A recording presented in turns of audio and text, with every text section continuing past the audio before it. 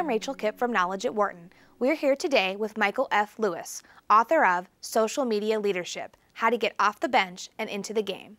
Also with us are Steve Ennin, President and Chief Intelligence Officer of Social Strategy One, and Wharton Marketing Professor Eric Bradlow. So Mike, in the beginning of your book, you tell an interesting story about how you realized the importance of social media and sort of your journey from the pew to the pulpit, as it were. Could you kind of share that story with our audience? Sure. We were, in part of our legacy business at ILD, sort of caught off guard by just how much misinformation there was on the internet and just some frustration among end users because of that poor information. So we took a very proactive approach, learned a lot about how to listen and monitor what was going on, how to deal with that directly. I got our team together and made sure that we were all aware that we wanted to be as proactive as possible, to know that we were trying to reach out to people, that they could reach out to us.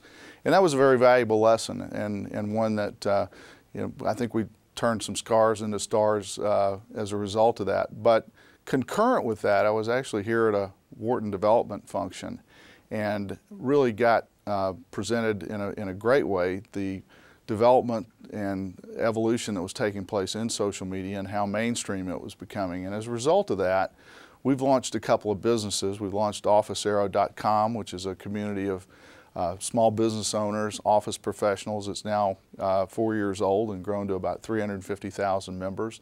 And we've started a separate Social Strategy One division, and now soon to be a separate company from our base of legacy businesses. And that's where we are engaging with corporations, helping them develop social strategy plans based on what their current status is in terms of engagement on the internet and what they want to do to grow their business. And we're now even moving into a small business version of that. So it's been quite an active 4 years as a result of what we experienced on our own and what I was exposed to here. Great. Now, Eric, I understand that you actually suggested that Mike write this book. Could you talk to us a little bit about how typical is his experience among CEOs? I mean, are CEOs realizing the strategic significance of their companies having a social media strategy, and how are they reacting to that? Yeah, I think there's really two parts to it. I think the first part is most people misinterpret what social media is about. They use it as a talking vehicle. Social media is a listening vehicle. It's both, but most people don't understand that the real power is to be able to listen to the customer in a real-time and effective way. And I think Mike is unique in the following sense. You know, everyone says, well, of course there are tools out there for everyone to do social media listening. Actually, there really aren't. There are, if you're a big business, you can hire a Bazaar Voice or someone else to build a platform for you. But what do you do if you're a restaurant owner, if you have 2 or 3 different, let's say outlets for your company? Then there really aren't the tools necessary. So I think the space that Mike's been working in, I think the space that his book answers, is the next great frontier, which is really social media listening and social media for small businesses and entrepreneurs. And they know they need to get in the game, but to be honest with you, they don't know how. And it's only through that practical experience that Mike's book brings that we'll be able to do that. And so the reason it's also near and dear to my heart is I spent 6 years here at Wharton working with the Wharton Small Business Development Center, and small businesses say this over and over again. They want to listen to their customers, they don't know how to do it, and they don't know what to do as a result of the data they're getting back. So I think Mike's book and his experience is extremely unique in that way, and will be valuable for a lot of different businesses. Mm-hmm. Now, Steve, to follow up on that a little bit, I mean, the social media landscape is evolving, I would even say almost daily, it seems like. I mean, for example, Facebook had some 200 million users in 2009, and this year now they're at more than 650 million. And obviously it's more than just Facebook. I mean, there's Groupon, there's Foursquare, there's Twitter, and there's really a bunch of other sites that have now been adding this social media aspect.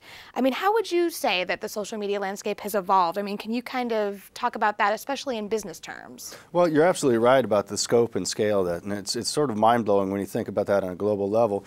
But there are also thousands of companies that never hit the newspapers or the media fronts that are affecting businesses in different ways too. And they're connecting each other together. They're allowing greater collaboration. They're allowing and developing new business models. And they're allowing a lot of and fostering a lot of creativity. And that creativity is going to affect traditional business models. So when we think about social media, we have to think about it in its entirety. And we have to think about the fact that there are players there that feed off of Facebook, certainly, but go in many, many different directions. All of them, in some way, will affect every business on the planet in the very, very near future. And I think that's a warning flag we should all be cognizant of, especially at the leadership level. And that's what Mike's book does so well, is that, here are the ways it can affect you. Here are the ways that you can prepare to be effective in using social media and understanding social media. The first step is obviously listening, knowing what that landscape is like, and knowing how you play or your business plays in that landscape. I think, Rachel, to bring it down to a nutshell, it's thousands and thousands of channels, thousands and thousands of new entrants that create fragmentation, creativity, and collaboration on a scale we've never before imagined. Which I would think is both scary and lots of opportunity there. It's scary. It's scary if you're not aware of it, just like anything else. If you understand, because it's not a black box necessarily. It's just a fast-moving target. So if you can demystify social media, especially at the leadership level, and you can take that through organizational structure and prepare your organization around that, then you can leverage the benefits that it brings, and you don't have to be afraid of it. It's constantly moving. And that's a challenge that businesses face now because they're not set up to be agile. I mean, look at major corporations. Social Strategy One works with some global corporations, and they're just not built to take advantage of the changes at the rate they come. But you can be. And to Eric's point a little bit earlier, by listening, you have a great sense of where things are coming around the road, so you're not surprised by the next turn.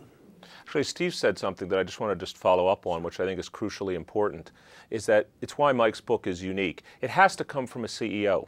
See, here's why. Because what a lot of companies are doing is they're doing a lot of listening, but their social media strategy is siloed into one aspect of their business. And so what you really need is the CEO perspective, because it has to be culturally, as Steve mentioned, it's not just that every business is affected, but every part of your business is affected. And so listening is wonderful. That's what I frame as one of those nice to know things. But you can spend a lot of money and make no money on nice to know things. It's integrating social media into your business. And that's why having someone that's a social media expert write a book, those are great. But having a CEO write a book about social media and about the organizational structure and the impact, totally different perspective and one that's really not out there. Mm-hmm. And actually, to bring it back to you, Mike, I mean, could you tell me, among the various social media platforms, which ones do you think are the most useful for CEOs and why? Well, I think on an individual basis, LinkedIn would be my preference in terms of just a tool for CEOs to use as sort of their own tool. I think they've done some great things with the platform. I'm certainly active on there, and it's a great way to keep your colleagues and associates posted as to things that you're doing and see what they're doing kind of on a real-time basis. But you can't ignore Twitter and Facebook. I mean, the impact that these platforms have and will have are just immense. And the depth of information that you can get on these platforms is really amazing. The kinds of promotion and awareness creation that you can do with them are very, very strong. And again, I think back to the point that we were just talking about, from a CEO perspective, we all were sort of at the point, at least I was a few years ago, well, what about Facebook? This is just something that my kids do. And in fact, when I did get on Facebook a few years ago, my kids were like, what are you doing here? This is sort of our thing. But it's certainly changed and what they're offering in terms of ways to advertise and promote your business and create awareness of your brand is just something you have to look at, both with Facebook, Twitter, and then LinkedIn as well. They're going to be the three places you need to be involved with and know all the aspects of how you can use them to to grow your business and improve your brand awareness. Now, I guess that brings me to my next question. Eric, could you talk to us a little bit about, how do social media, a little more about how social media transforms the way that companies can engage with their customers? Could you give us some examples of companies that have made effective use in managing relationships with customers? I think the best example I can really give is with customer service. I think what social media has allowed companies to do is to listen to customers in real time. If you think about the biggest problem companies have, what is it? It's customer defection and churn. It's the biggest problem companies have. You know why? Because you spend a huge amount of money on acquisition costs, and many customers don't stay around long enough. And so the opportunity for social media listening is, in today's environment, I think as Mike talked about earlier, is you give people a platform to speak. Well, you better listen then. So if you give them a platform to speak, what's important is they're expecting, and here's the challenge for businesses as well, they're expecting faster response than in previous days. When my mother had a problem with a company, she would write a letter, let's say to Sears, and hope that somebody in the customer service division would get back to her in her lifetime. Well, those days are gone. The minute someone posts something, they expect someone to be there to read that something, and they expect a response. So to me, I think the biggest impact of social media is the opportunity to address problems, as Steve mentioned, in real time, and therefore to lessen customer churn. Because that's really, at the end of the day, you don't make any money when someone comes to your business the first time. You make money when they come back over and over again. And social media has the ability to stem churn. If I could jump in on that too, because we know now, you look at Anthony Weiner and other cases, one tweet can end up on the New York Times. So a lot of those customer service issues can be far-reaching if they surface out of a singular tweet or a singular post on a blog or something like that. That's why the listening becomes so important, and taking that in an overall customer service perspective, you can actually look and trend and understand if there are problems surfacing. Maybe it's a regional situation, maybe it's something inside the organizational structure, again, we talk about. but that singular tweet can also give you indications on where things are going, or that post on the blog, and that's why it becomes so important to connect with the customers and hear the voice of the customer. Well, one other quick thing there, because I think Eric brings up a really important aspect of social media, that customer service is where you really are on the front lines and seeing directly what people are saying about you now, nearly in real time. So what a lot of CEOs need to remember is these conversations are going on with or without you. And my view is you need to be having that dialogue with customers where they are meeting and aggregating and discussing your company or your brand, or else you're just totally missing the boat. Now, to get back to what Steve was saying about this idea of like one tweet can end up in the New York Times, how is it for Mike, for a CEO? When you've got people tweeting with for the organization on behalf of your organization, you give up a certain amount. There's a certain amount of chance there that you never know when one tweet could end up in the New York Times for either very good or very bad or positive or negative reasons. How do you deal with kind of that? You've got to give up a little bit of control. You've got to kind of let the company's personality shine through, and that's both a great and potentially stress-causing thing. Well, you're right, and it's something where policy, internal corporate policy, can only take you so far in terms of, giving guidance on how employees, message either on their work time or their personal time. So it is happening, and I think the best way to deal with that is just to have a constant listening program so you're aware of anything that could be harmful, anything that a customer says that could be harmful, because again, remember, in this world, one tweet could impact any number of people, even into the millions, in terms of certain things that get out, get viral, and so you want to be responsive and playing along. And as I said before, the big thing is this is going to happen with or without you. Make it happen with you. Mike talks in chapter 10, I think it is, about corporate governance, using social media for corporate governance and compliance. And Social Strategy 1 does that for many of our clients too. We monitor, not as Big Brother does, but we help them police the policies. We help them get indications, or if there are any malcontents within the organization or any of those issues that might surface that could hit the mainstream media or affect the brand. So there's an element of brand reputation tied to the democratization that the employees have, because they can go on social media. But then again, it rolls into a leadership aspect, because now you have to be aware, if you've got 10,000 employees, 10,000 additional voices, the potential impact on your brand. It goes back to listening, but it also goes back to policy, it goes back to corporate governance and compliance. And that's why social media, again, is a C-suite decision. It's not something that's relegated to the marketing department or an intern or even, you know, the sales department. It's got to be an organizational aspect. So now, I mean, Eric, I mean, do you think you could talk a little bit about, I mean, what can companies do to do a better job of managing their reputation through social media? I mean, what are some specific sort of proactive and reactive steps that companies can take to kind of manage this whole thing? I mean, particularly with the idea that Steve just pointed to with, you know, I mean, you could have, every employee in the company is theoretically tweeting from the C-suite on down. Well, I think there's two aspects, and the first one follows up from what Steve just said. I think a unique opportunity that's out there, which a lot of companies are not doing, is actually listening to their employees.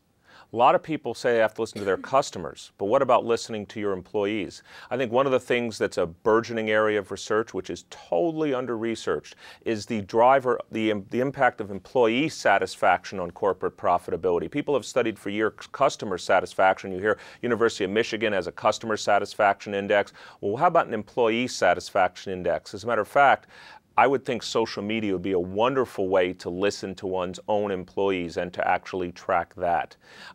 In terms of opportunities for the company, I think at the end of the day, it really is, and this is something I know Steve has spoken a lot about in talks that we've given together, it's really the real-time aspect of things. People really have expectations for immediate response today, and I think, as Mike pointed out, the minute you're not listening, you have no opportunity for real-time response. And again, the minute you construct a real-time platform, people are going to expect real-time listening. And I think that's the big change that's happening today. But employee satisfaction is a wonderful opportunity to use social media. And as Steve said, it's not Big Brother watching you. It's an opportunity for companies to recognize that their employees really are the front line of their business. It's great in terms of the financial services industry for M&A and VC action too. If you're investigating a company, investing in a company, acquiring a company, selling a company, how those employees feel about their product, their work environment, their management team, how the management team feels about the employees and the work product and the group become very, very important data points in that exchange. And social media can be hard, quantifiable data in that particular examination. So yeah, an extension of the opportunity from an internal perspective, you have the opportunity to apply it to different financial services functions, M&A, VC, et cetera. It's a research tool. It's a research tool. Well, but if I could, I think it's also phenomenal opportunities that many companies are now discovering where in business, typically it's, you know, profitability is usually somewhere around the margins. And as we talk about brands, traditional media is very limiting in terms of time and how much message can be included in print or radio or TV. The beauty of social media is you can get more subtle messaging that talks more in depth about certain things that might be a real strength of your company, whether it might be in your customer service area or other places where you wouldn't necessarily make a traditional media message out of that. So, and back to Eric's point, I think a lot of times your employees can be great in terms of getting that message out because, you know, one of the key rules of social media is that, you know, user-generated content is the most valued. Well, if it's a content provided by your own employees, the message is, they believe in what they're doing, I should really, you know, pay attention to their message to me as a potential customer.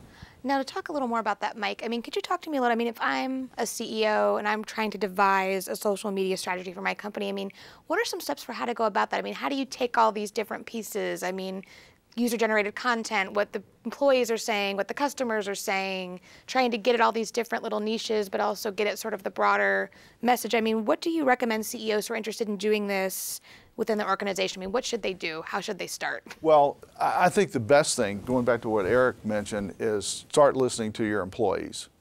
Find out how they participate in social media on their own, solicit their advice and input as to how we could take our business and grow it using, you know, all the various tools and platforms and applications that are available in social media. And then I think it has to be, in my opinion, a top-down sort of decision and commitment because you know it can't be sort of gratuitous. It has to be genuine, it has to be real. And so anything you undertake to manage your brand, listen to what consumers are saying, monitoring all that's going on the internet, be committed to do that. Don't just do a little bit and then give up on it.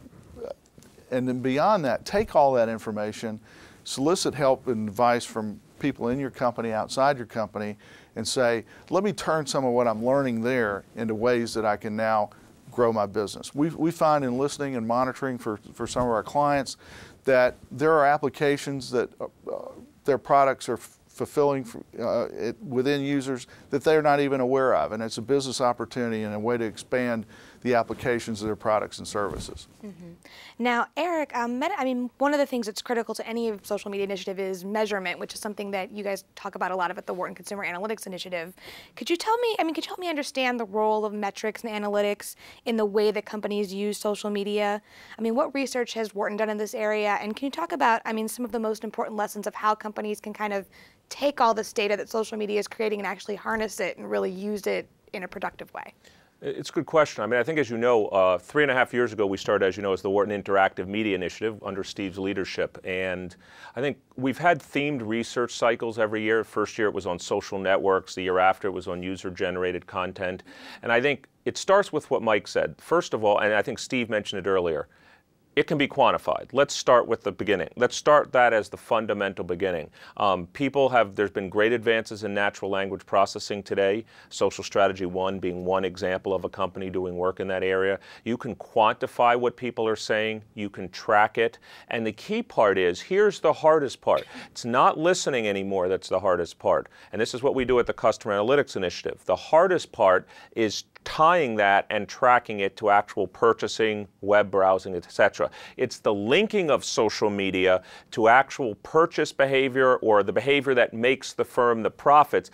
That's the hardest thing to do today because, number one, tracking people with cookies, not a very effective way to track people. You could say registered users, well, that's one way to track people. I think what you're going to see, and I've always said this, measurement comes first, profitability comes second. So now we have the ability to measure what people are saying. The next phase, I think the next big phase you're going to see is the linking of social media measurement to individual level behavior and understanding. So imagine, here's an example. Someone says in their customer service, I'm having a problem. Well, do you get back to them immediately? Well, you say, well, of course you do. Well, last time I checked, it's more expensive to get back to somebody immediately than it is a day, 2 days, a week, etc. Well, what empirical evidence can you get that suggests how quickly you should get back to someone?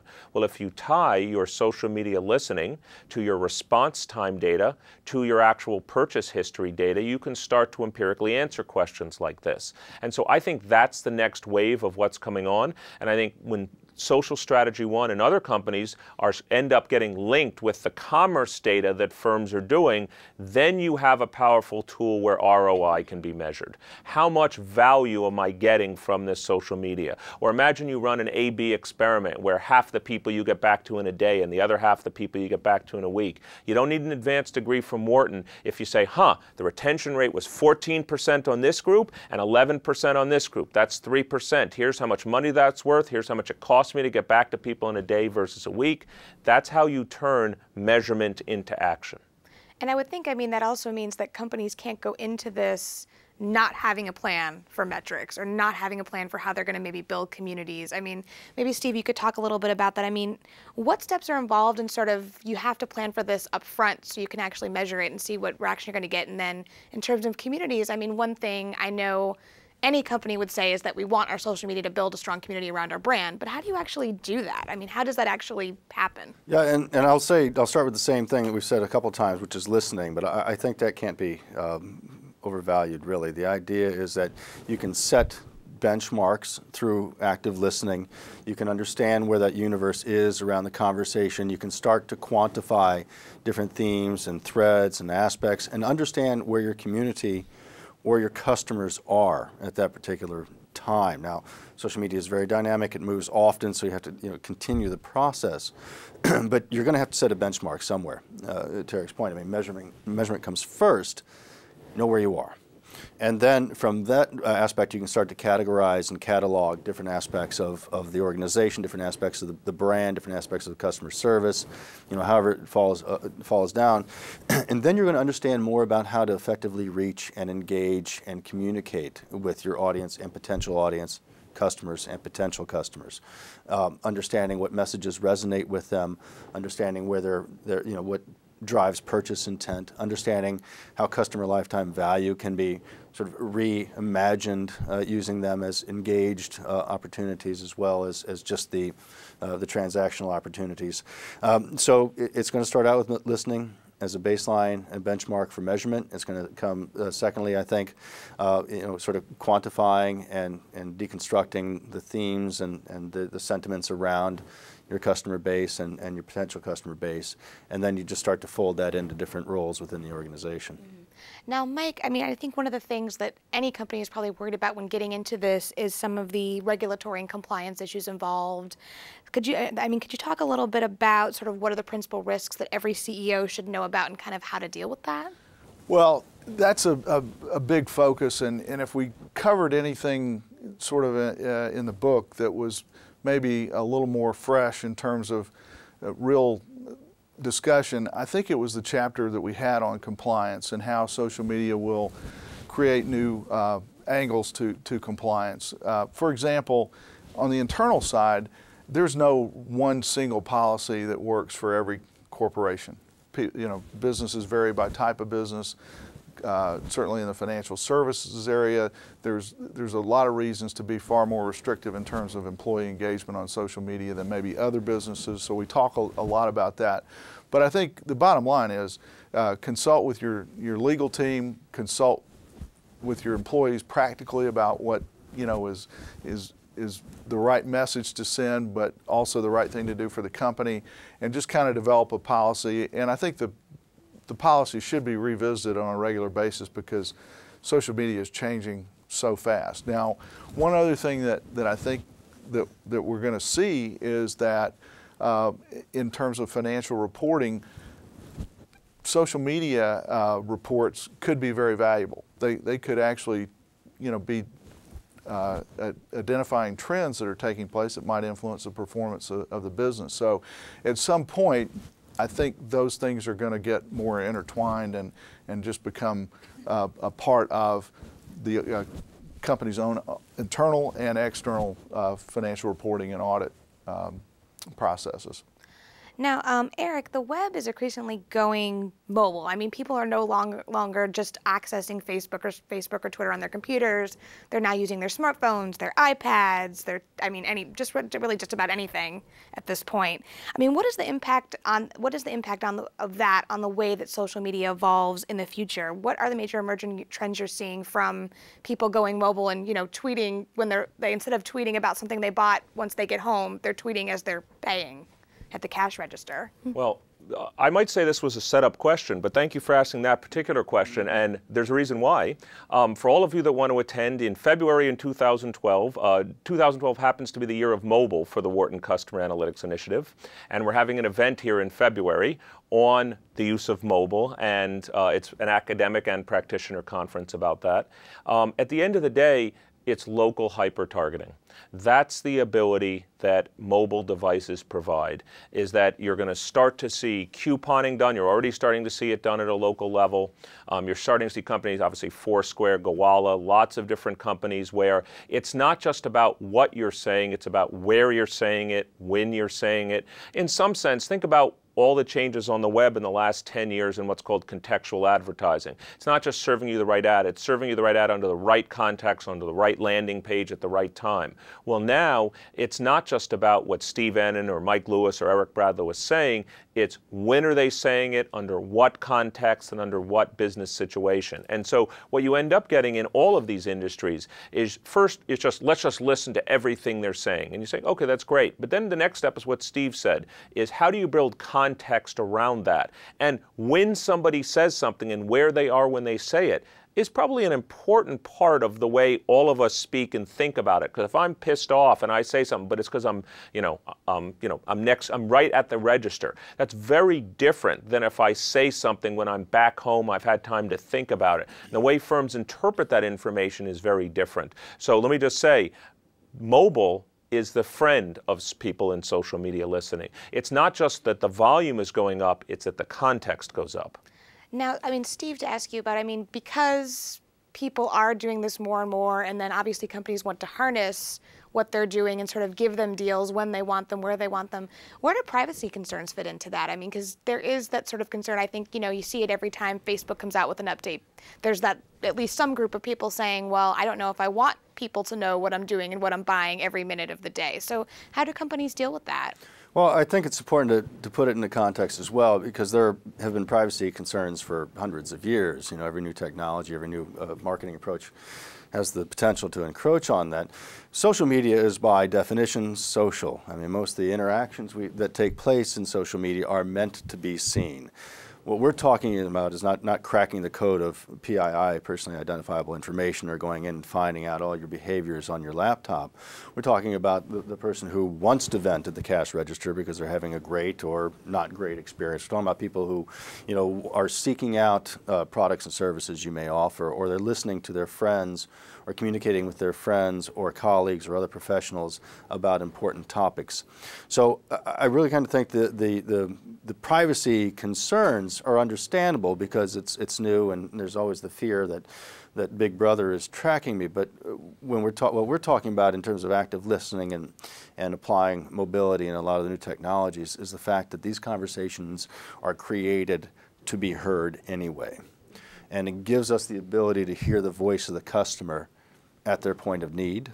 It gives us the ability to communicate with the customer when they've already got a relationship with us. We're launching a product for small business, social media toolbox for small businesses out there, because we recognize small businesses don't have the time or wherewithal to understand the entire landscape, but they know that they need to reach out to customers in different ways, right? And the customers are telling them, right? Here's a coupon for your mobile phone. It's a lot easier than trying to clip it out of the circular. Or next time you come in, wave your mobile phone or wave your iPad under this thing. We can help you do that. So it's also a matter of keeping up with the times and keeping up with the needs of the customer. Now, Mike, you devote a chapter of your book called United We Buy to the phenomenon of group buying, which is one way that a lot of small businesses are actually getting in on social media. So do you think companies like Groupon still have the promise that they once had? I mean, which social buying sites do you find the most useful, and why? It seems like they're everywhere nowadays. Well, if there's been any real major change since we published the book just a short while ago, it's been in this area. First of all, I still think that these companies have promise and they will find their niches, and this is really just a new mode of advertising that are available to large and small businesses. So at some point, the landscape will consolidate. This type of group buying and discounting will still be prominent, but I don't know that it has the major promise that it was showing, say, earlier this year and so forth. But it's still going to be big, and it's still going to be meaningful.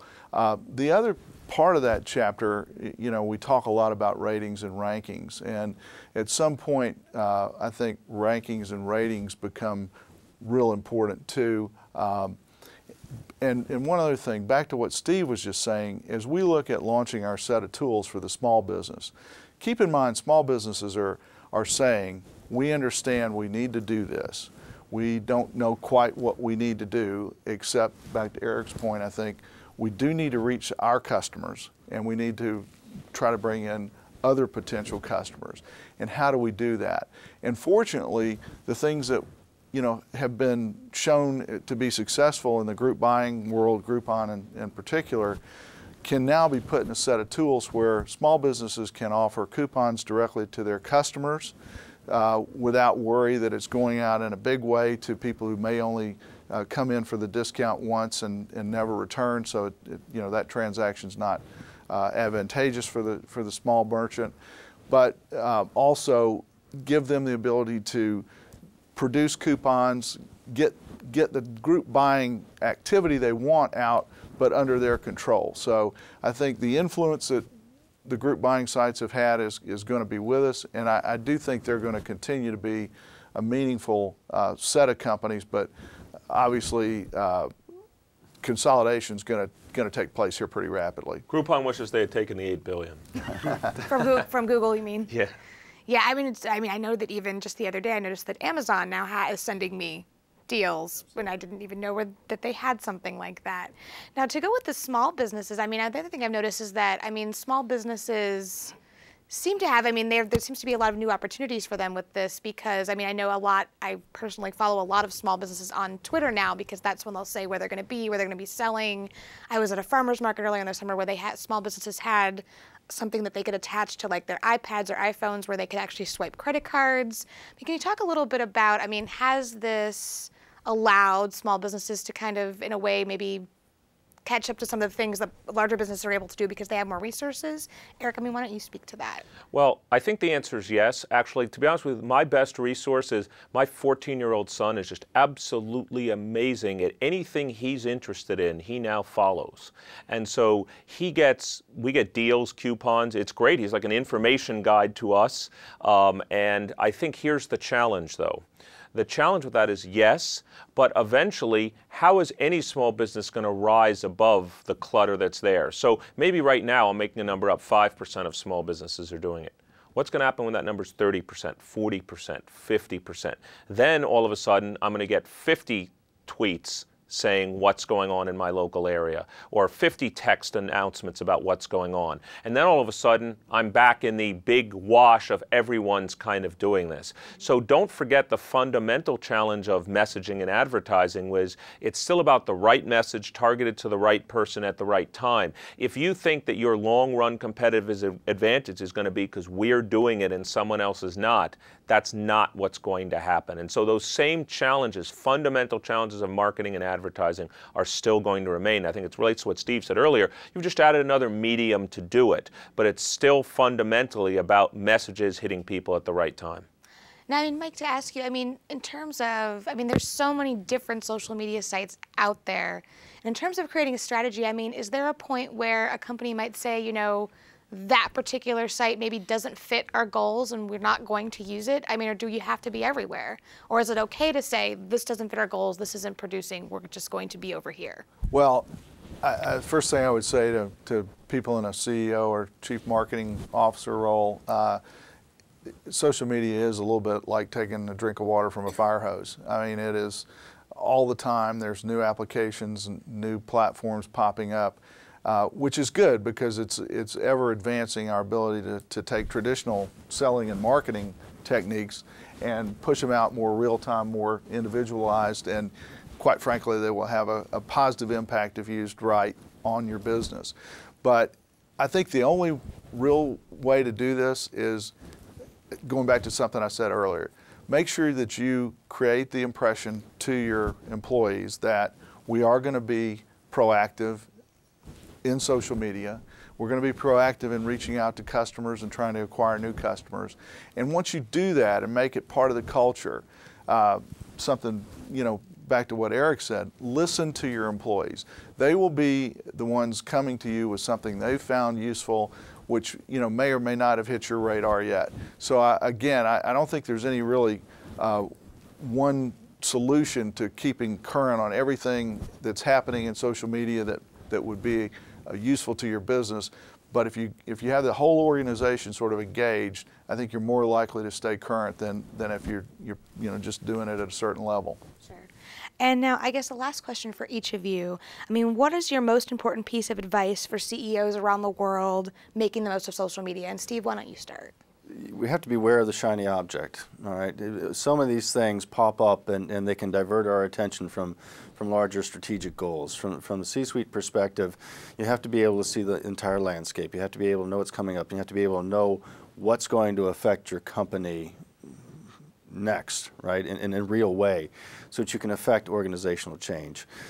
It does default to listening, understanding the landscape. It does, benchmarking where you are, benchmarking where your company is, benchmarking where your employees are.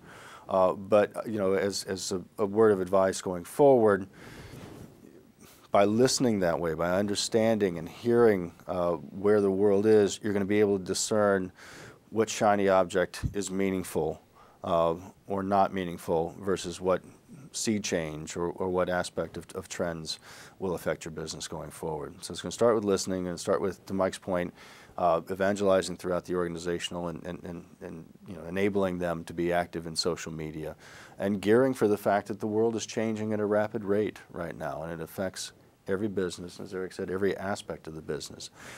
That's not easy to reimagine your entire organization in the time frames that social media will affect it. But look, social media can topple governments. It's going to affect your business. And Eric, I mean, what would be your most important piece of advice? I think Steve provided me, not the government part, although I agree to that, but I think Steve provided me a perfect lead-in. I would go to each and every employee of my company and ask them to think about the way that social media can affect the way they do their job. Not half the employees, every employee.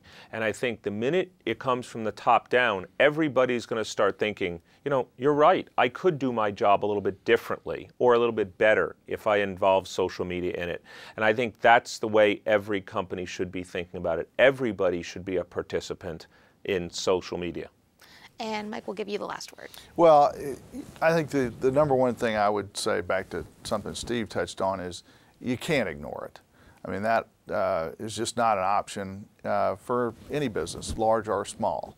If you're going to grow and be successful, this has to be part of your overall go-to-market strategy.